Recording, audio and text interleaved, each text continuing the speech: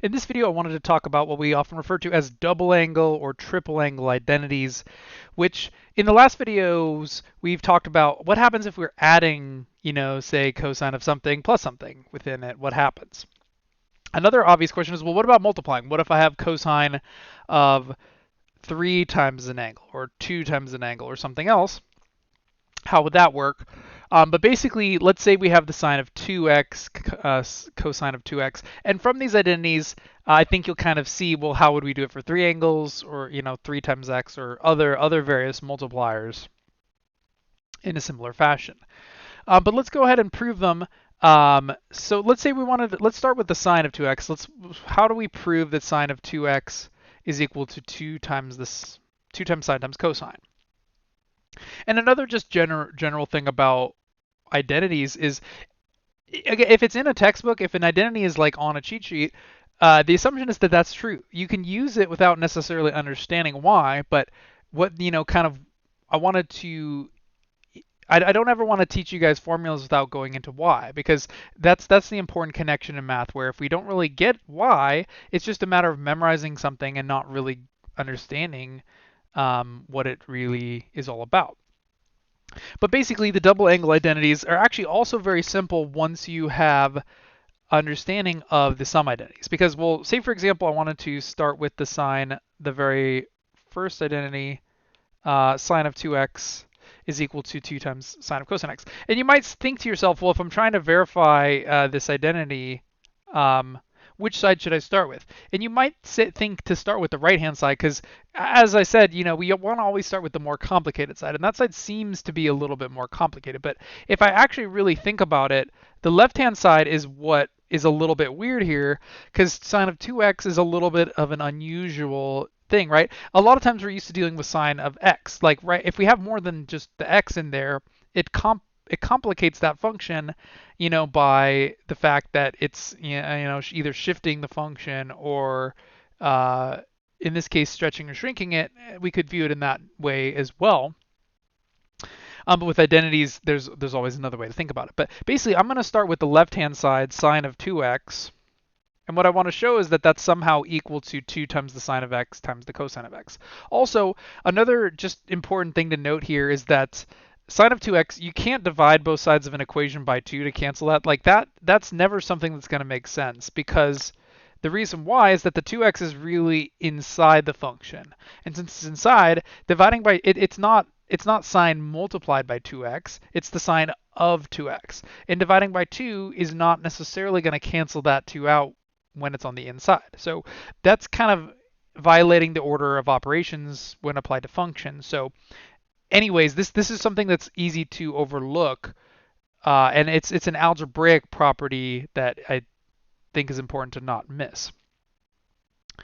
But basically, here's the key. If you're wondering where do I begin, well, the thing about 2x is that 2x is equal to x plus x, right? That's an algebraic identity, right? Because if I want to think about twice of anything, that's always equal to that thing plus itself. And the reason why that's a helpful observation is that, well, now I've written this as a sum. And if I want to deal with the sum, well, I know, well, what is the sine of s plus t? It's sine times cosine plus cosine times sine. So I could then apply the sum identity to this to progress. So that would be sine of the first, cosine of the second, plus cosine of the first, sine of the second. And really, that's pretty, in this case, both s and t are both just the same thing. S and t are both x, so what I get is sine x cosine x plus cosine x sine x. And if I think about these two terms, well, really, these are the same thing, right? It's sine times cosine, cosine times sine. Because multiplication is commutative, I could rearrange these, sine cosine, sine cosine. Really, this is sine cosine plus exactly the same thing, sine cosine. And if I add something plus exactly itself, that always makes twice the original thing by algebraic identity. If I add the same two things, I get twice the result, which is how we can prove the identity for sine. That basically what I'm left with is twice the sine times the cosine of x, which we refer to as the double angle identity, because what this does is, say, for example, I'm using x is 45 degrees. what this would do is it would solve me, well, what's twice 45? 90, a double angle based on the original arguments of those functions. And I don't think I mentioned that term argument before in any of the previous videos, but sometimes the input of a trig function is called the argument. Usually it's in a different context. But anyways, so let's say what if we wanted to do what about the double angle identity for cosine? Here it's listed as having three variants. It's either equal to this or this or this. Let's take a peek at why those are true. So in the same way, let's start with the cosine of 2x. And we know that 2x is equal to x plus x. And I could apply the sum identity for cosine, which if you recall is cosine minus sine. So cosine of the first, cosine of the second, minus sine of the first, sine of the second. And that would leave me with, well, of course, cosine times cosine is cosine squared, and sine times sine is sine squared.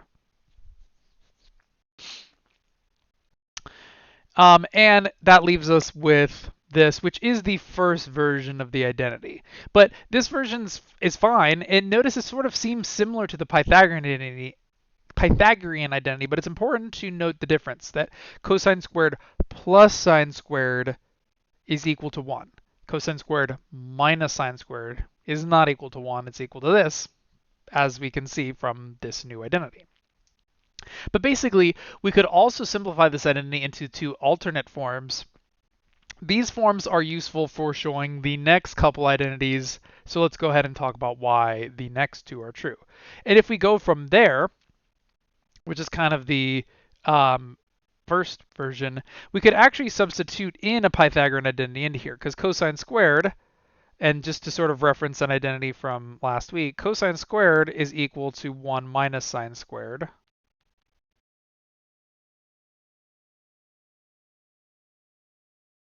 By the alternate version of the basic Pythagorean identity, and same for sine squared.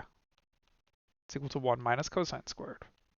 And so basically, if I apply either of those two identities to this first form, it will give me the other two forms. So let's say we apply the first alternate version of the Pythagorean identity.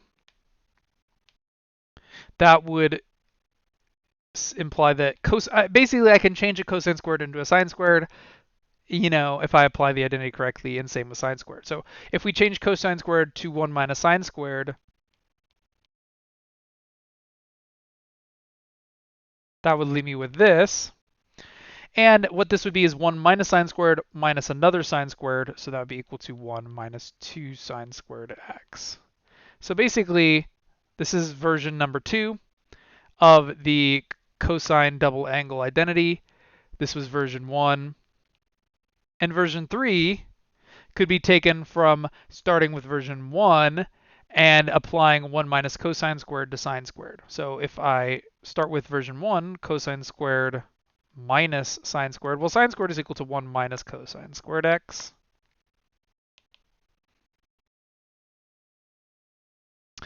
And if I do a little bit of algebra, that would be cosine squared minus 1, and then minus a negative would be plus. So I'd have cosine squared plus cosine squared, which is 2 cosine squared.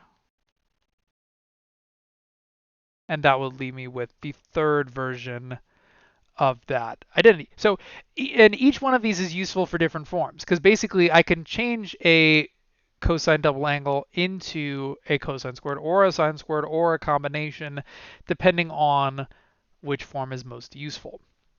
And these are useful later, which is why I wanted to do all of them. And actually, just as another thing to mention, these identities are also useful in certain cases, in certain scenarios. So sometimes for solving an equation, sometimes when we're working in calculus, it's just an algebraic connection between the functions, and it's just another variant on the same identity, which has uses in certain positions.